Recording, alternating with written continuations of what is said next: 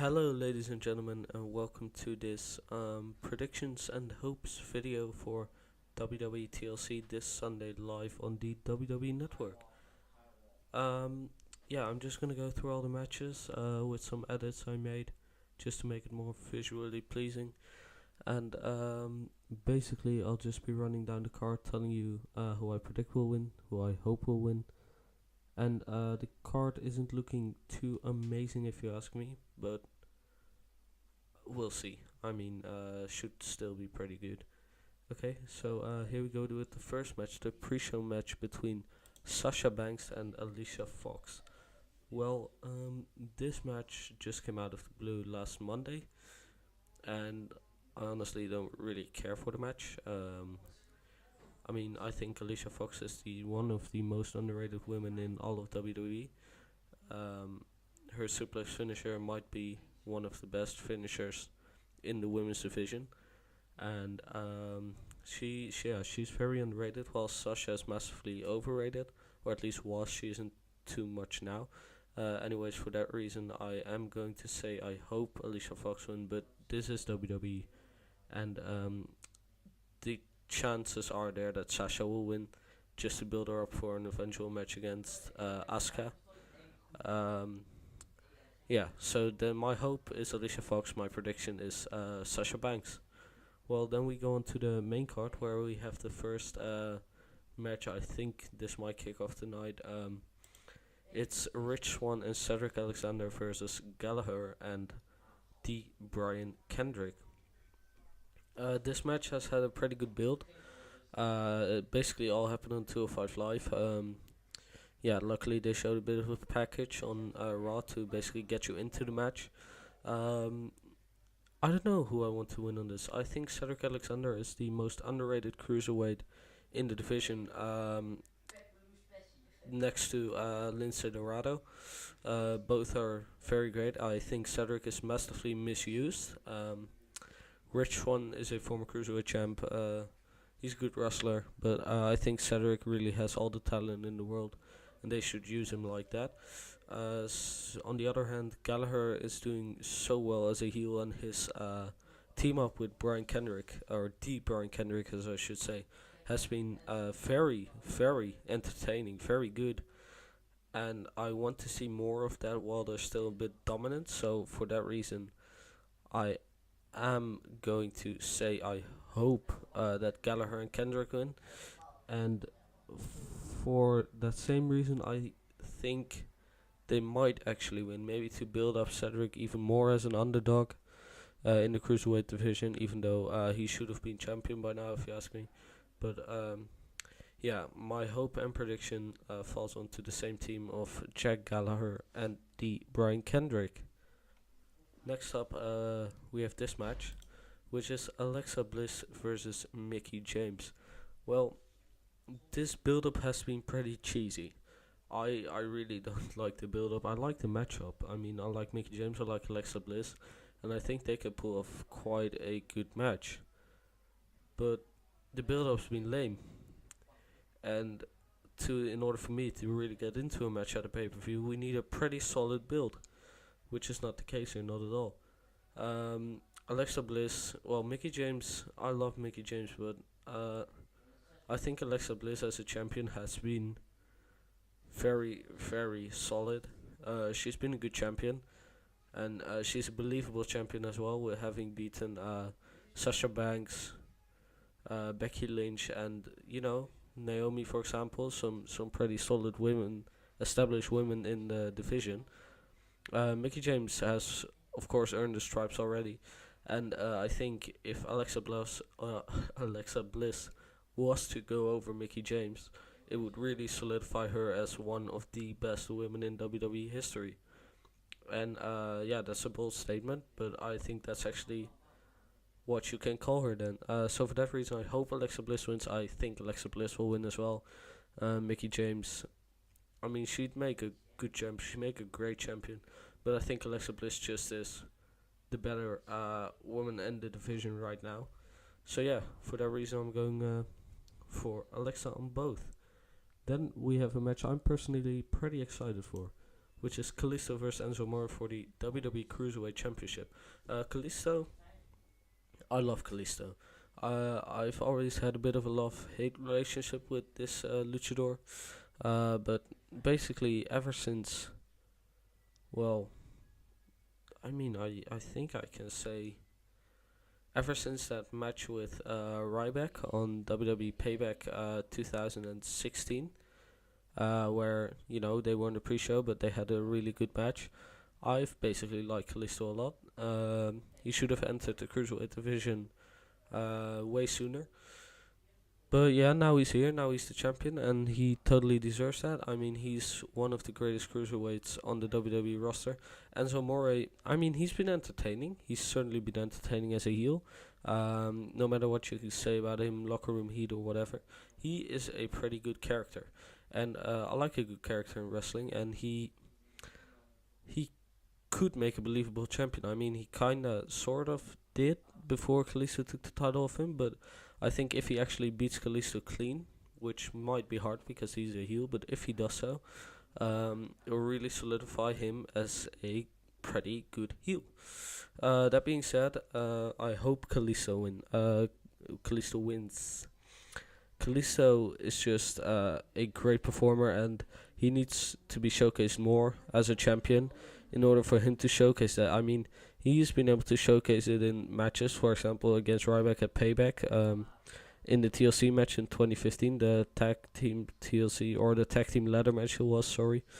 But, he's never really had his chance to shine in a division in a division that can keep up with him as well as the cruiserweight division. So for that reason, I hope Kalisto stays champ for a bit longer. But I've heard rumors that Enzo Amore is actually going to win the title back. And seeing as Kalisto's win basically was a result of Neville walking out of Raw, I could very well see this happen. So I'm going to go for my hope with Kalisto. But my prediction will be Enzo Amore. Then we have a match I'm really excited for. It's a rematch from NXT TakeOver London and the debut of Asuka on the main roster. Wow. Asuka on the main roster, that feels so weird yet good to say. Of course, Emma and Asuka fought at NXT TakeOver London, which I thought was a pretty good match. I mean, I really liked the match. And I think Asuka can pull off a great match with anyone. Emma's very underrated in the ring. She's, as she says herself, a social media superstar. And I really believe Emma is a very good in-ring performer. Of course, they will have Asuka win, which is what I hope, which is what I predict.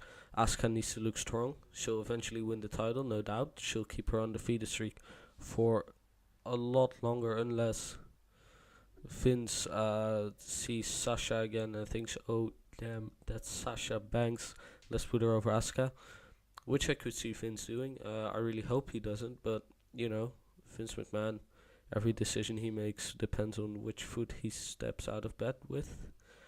So this is so clear. Just hope Asuka. Prediction Asuka. Could really not be more clear. Then again, Emma really deserves to be in the women's division spotlight more, and she should eventually get a title run because she's really deserved it. She kinda did start the women's revolution with Paige back in NXT. I dare anyone to say otherwise. She really sparked the revolution with that match with Paige. Now let's go on to the match I am personally most excited for in this night.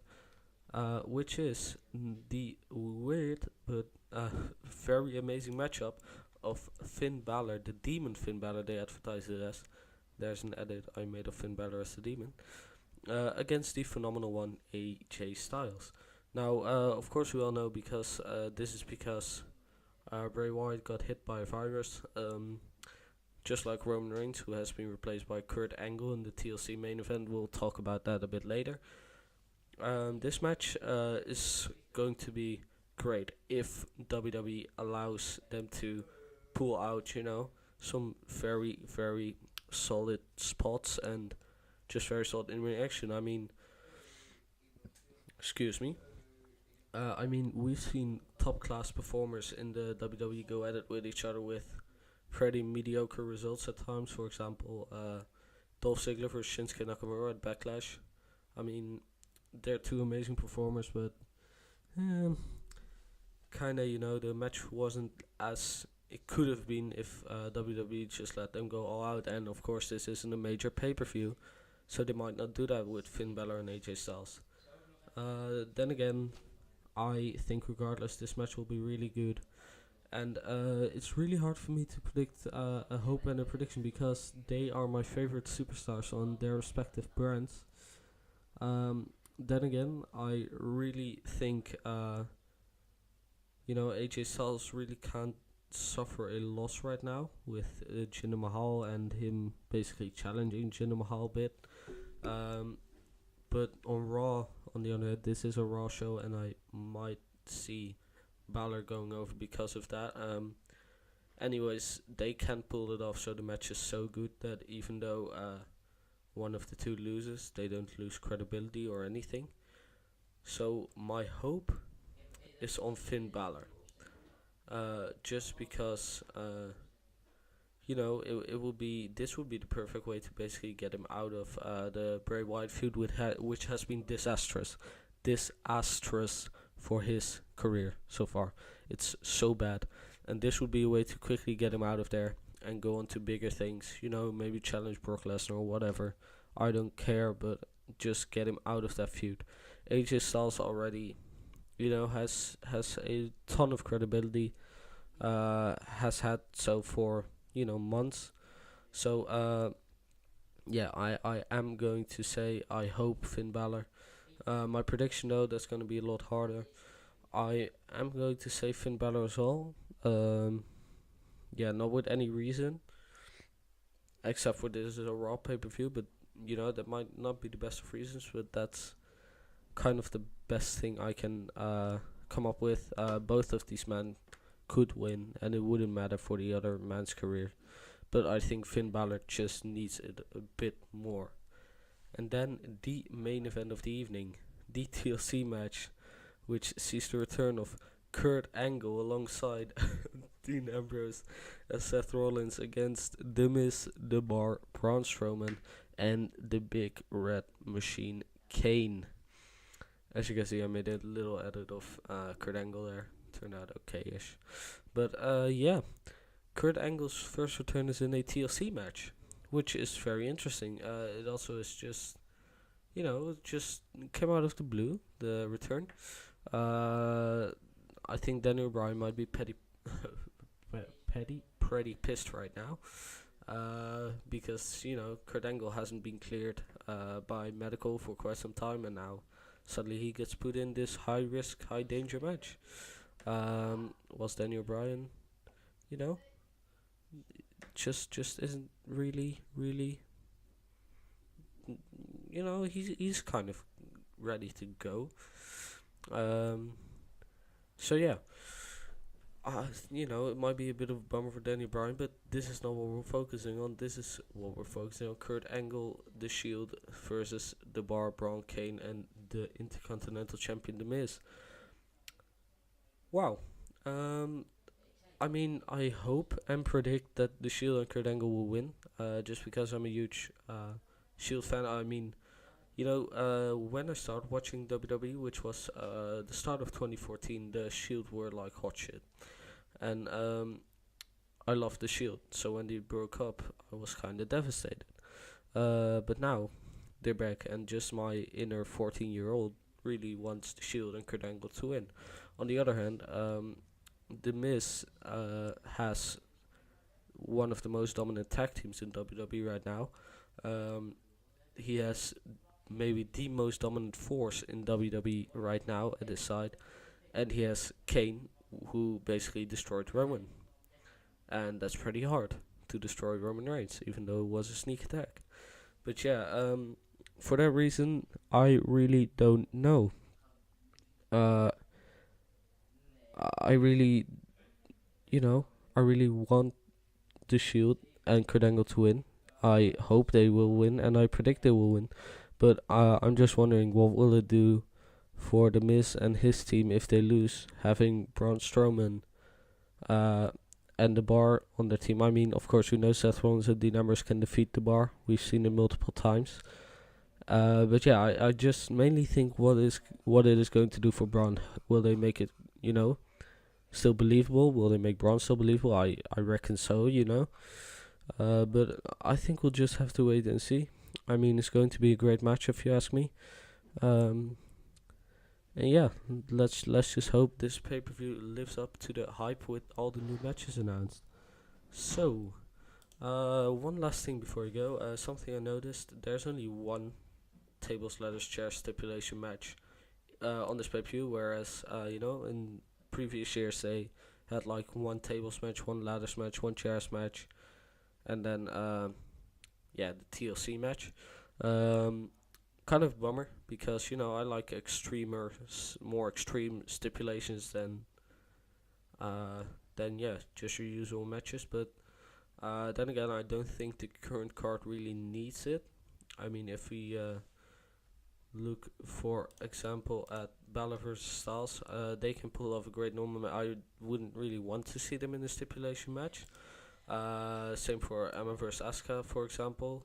The cruiserweights could do with like a ladder match. I mean, cruiserweights and ladders basically tend to go well, especially Kalisto, who jumps off shit and shit. So yeah. But let's just assume this pay-per-view is going to be good. I thank you all for watching, and I will see you next time. Goodbye.